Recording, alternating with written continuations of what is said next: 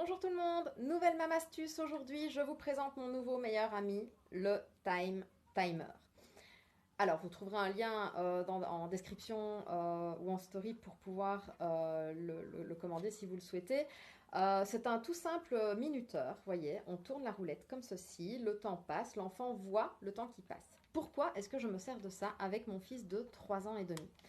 Eh bien, parce que parfois c'est difficile de se désengager d'une activité qu'il aime bien. Par exemple, il attend impatiemment que son papa rentre du travail pour pouvoir faire un jeu spécifique auquel ils jouent que tous les deux. Euh, eh bien, c'est parfois un peu difficile de l'appeler pour qu'il vienne à table, etc. à ce moment-là, parce qu'il s'amuse vraiment bien, il ne l'a pas vu de la journée, et donc il est content de partager ce moment avec lui. Donc on définit un temps. On dit, ok, on se donne 15 minutes ou 20 minutes. Dans 20 minutes, ça sonne, le repas est prêt, on vient à table. Ici, avec notre 3 ans et demi, ça a pris environ 2 jours pour bien se caler. Et en fait, maintenant, il le programme lui-même. Donc, c'est très simple à programmer. Vous voyez, il y a juste la petite roulette là à tourner. C'est très simple. Ça bip assez fort, mais c'est pas non plus hyper anxiogène. Il y a moyen de couper la sonnerie aussi, mais bon, voilà.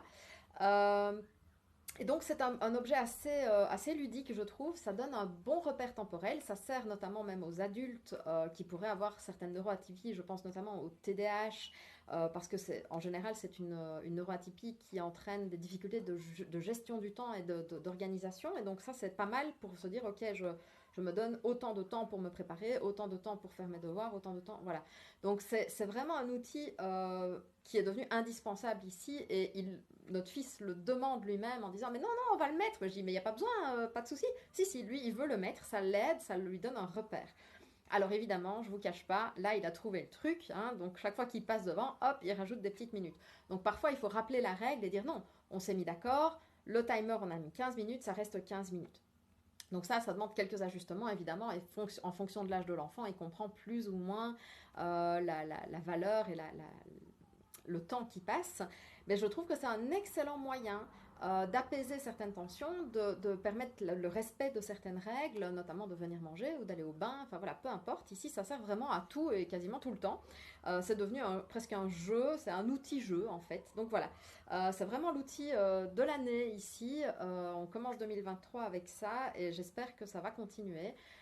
Bref, on adore. Dites-nous, vous, vos astuces pour donner des repères temporels à vos enfants, pour les aider, par exemple, à se préparer le matin dans les temps, à venir à table, etc. Comment ça se passe? Est-ce que vous vous énervez? Est-ce que vous trouvez des jeux? Est-ce que vous utilisez le time timer? Dites-moi tout. À très bientôt pour une nouvelle Mam Astuce.